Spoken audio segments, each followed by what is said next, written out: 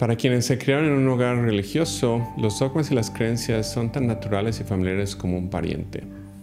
Y la mayoría nunca se atreve a cuestionar las reglas ni las prácticas, pero lo más importante, su utilidad. Pero, ¿son las creencias religiosas realmente relevantes en la actualidad?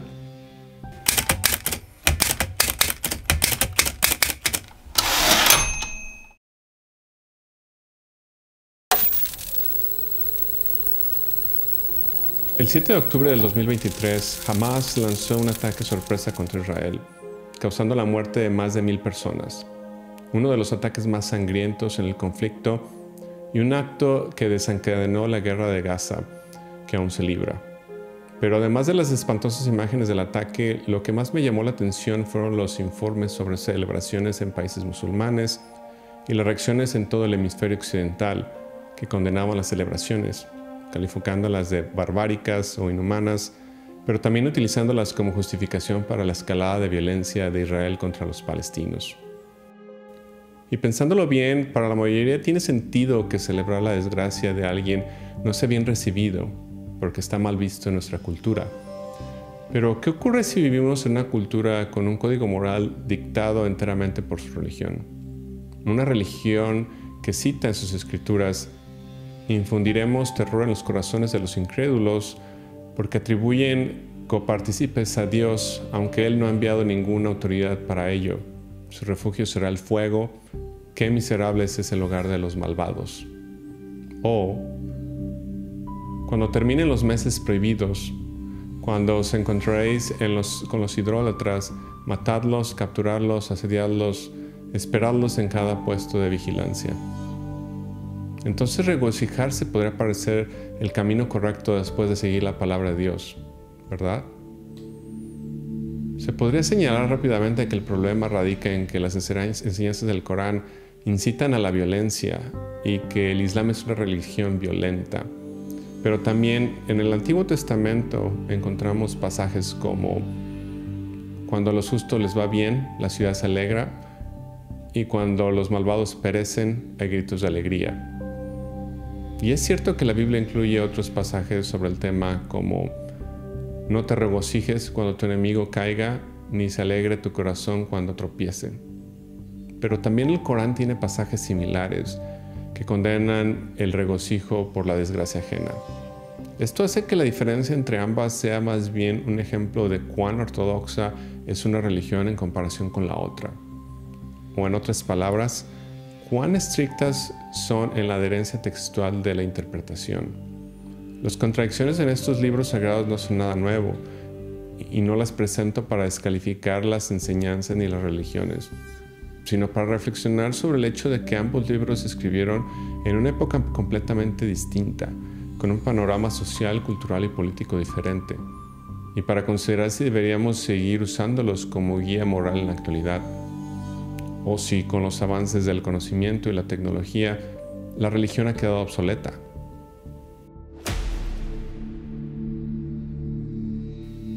Es innegable que las religiones desempeñaron un papel crucial en la formación de las civilizaciones antiguas, para bien o para mal, o incluso para ambas.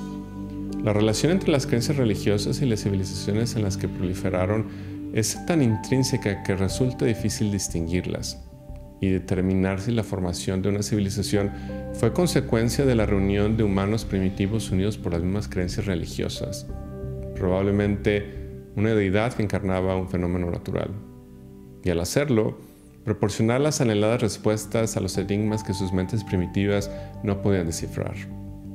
Recientemente, con el advenimiento de la neurotología, los neurotólogos argumentan que la estructura y la función del cerebro humano nos predisponen a creer en Dios, sugiriendo que el sistema límbico está dotado de neuronas de Dios y neurotransmisores de Dios. Los neurotólogos señalan que las resonancias magnéticas muestran cambios en las estructuras límbicas, como el hipotálamo, la amígdala y el hipocampo, a medida que los sujetos de investigación practican la meditación religiosa. La razón es que, si pensar en Dios cambia el funcionamiento del cerebro, debe existir un imperativo neuronal inherente para creer en Dios en primer lugar. Pero esto contrasta con la perspectiva evolutiva, según la cual las creencias compartidas aumentaban la cohesión dentro de los grupos, generando una ventaja y aumentando la probabilidad de supervivencia. En este caso, considerando la religión que surgió como un mecanismo de supervivencia, de forma similar como nuestro cerebro produce la emoción de la soledad como mecanismo de protección para animar al individuo a vivir en grupo y asegurar su supervivencia en un entorno hostil. Pero independientemente de cómo surgieron, las creencias religiosas primitivas compartidas ofrecieron un constructo moral para las protocivilizaciones, estableciendo un marco de referencia para los comportamientos aceptados y generando tabúes que permanecieron en las culturas. Las creencias religiosas en el Paleolítico, incluso arcaicas y rudimentarias, proporcionaron la base para la alineación con las relaciones sociales y una apariencia de orden. Como se describe en el Antiguo Testamento, el primer conjunto de leyes o mandamientos no era cívico, sino religioso, y el gobierno y el poder eran otorgados por las creencias religiosas. Desde entonces hasta el florecimiento del pensamiento humano en Grecia, con el surgimiento de la filosofía, la política y la ciencia, y a través del Imperio Romano, se hizo más evidente una sutil distinción entre las leyes humanas y las leyes de Dios. Con las leyes cívicas centradas en gobernar relaciones humanas en la sociedad, el gobierno se volvió cada vez menos dependiente de la intervención divina, a pesar de seguir sujeto a los caprichos de un emperador. El cristianismo, la caída de Roma durante las invasiones bárbaras y la Edad Oscura que le siguió, retrasaron cualquier perspectiva de separar la religión del Estado durante los siglos hasta la época moderna. Sin embargo, incluso hoy en los países más desarrollados y avanzados, la religión sigue desempeñando un papel fundamental en la toma de decisiones colectivas, con creencias religiosas aún arraigadas a las constituciones, líderes nacionales que aún juran con libros sagrados, o que utilizan las creencias religiosas para justificar políticas públicas en debates sociales como el aborto. Por lo tanto, la pregunta persiste: ¿acaso hoy en día necesitamos creencias religiosas para gobernar las complejas interacciones humanas?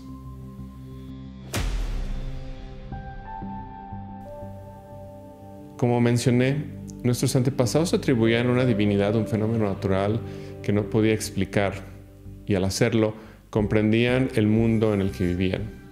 Con sus mentes más primitivas, era reconfortante y menos estresante saciar la falta de conocimiento, incluso con falacias. Así, estas creencias se convirtieron en muletas en el desarrollo de la humanidad. Sin embargo, a medida que la humanidad acumulaba conocimiento en la cuna de la civilización, Grecia, la filosofía y la ciencia cambiaron nuestra forma de ver el mundo. A través de la filosofía, los humanos tuvieron la capacidad de reflexionar sobre la moralidad, no desde una perspectiva religiosa, sino más bien desde una perspectiva humanística, a pesar de seguir considerando la intervención divina como la fuente última de causalidad. Sin embargo, esto no impidió que la filosofía proporcionara una brújula moral más completa que las religiones, incluso antes de la llegada del cristianismo. Desde sus inicios clásicos, la filosofía se transformaría a través de múltiples corrientes a lo largo de los siglos, pasando del racionalismo y el empirismo al idealismo y finalmente el existencialismo, antes de que Friedrich Nietzsche pudiera afirmar que Dios ha muerto, en referencia al declive de la religión, en este caso del cristianismo, como marco moral aceptado, considerando que tales creencias no pueden proporcionar la guía moral necesaria para los tiempos modernos. Sin embargo, dada la naturaleza multifacética de sus perspectivas, la filosofía rara vez ofrece respuestas directas o consenso y demanda mayores exigencias de conocimiento que la religión, lo que impide su adopción generalizada. Considerando que es mentalmente más fácil ceder el control de nuestra vida y destino a una deidad que asumir la responsabilidad de encontrar nuestro propósito en la búsqueda de sentido de la vida. Por otro lado, colectivamente hemos construido nuestros códigos de conducta, normas y estatutos, mejorando el derecho romano para adaptarnos a los tiempos modernos, principalmente mediante el método de prueba y error, a medida que las sociedades adquirieron mayor conciencia cultural sobre el papel de los seres humanos en la sociedad. Con el humanismo creciente de las leyes tras la separación de la Iglesia y el Estado, aunque no estén completamente desprovistas de su herencia religiosa, estas se han convertido en la forma objetiva de regir las interacciones humanas más comunes. Pero teniendo al derecho que rige las interacciones humanas y la filosofía, por otro lado, intentando aportar soluciones a los dilemas éticos, la pregunta es si existe un punto medio donde todo pueda converger.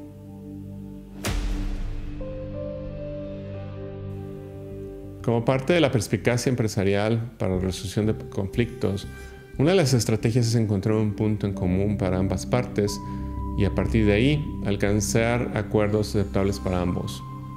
Así como las matemáticas son universales, la ciencia puede considerarse el punto en común donde todas las partes, independientemente de su país, cultura, etnia o creencias religiosas, pueden llegar a un acuerdo si se aplica correctamente.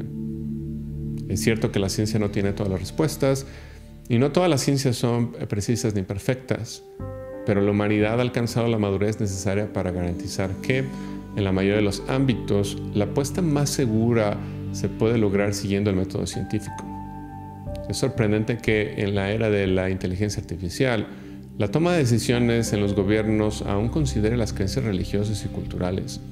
Y no digo esto para prohibir las perspectivas religiosas, sino para garantizar que la creación e implementación de políticas públicas siga siendo secular, como medio de representación plural, no solo a la izquierda o la derecha, sino en todo el espectro. Sin embargo, esto podría no ser tarea fácil, considerando que en el pasado, científicos y muchos especialistas han sido persuadidos a desviarse de la búsqueda de la verdad, la principal directriz de la ciencia, para impulsar agendas políticas, económicas o sociales que favorezcan los intereses de unos pocos. Y este podría ser un buen tema de discusión para otro video, pero por ahora coincidamos en que, a pesar de los desafíos para implementar la toma de decisiones basada en la ciencia en más aspectos de nuestra vida social, creo que sigue siendo nuestra apuesta más segura como civilización. Porque la historia nos ha enseñado que el conocimiento es la herramienta que realmente puede empoderarnos como especie.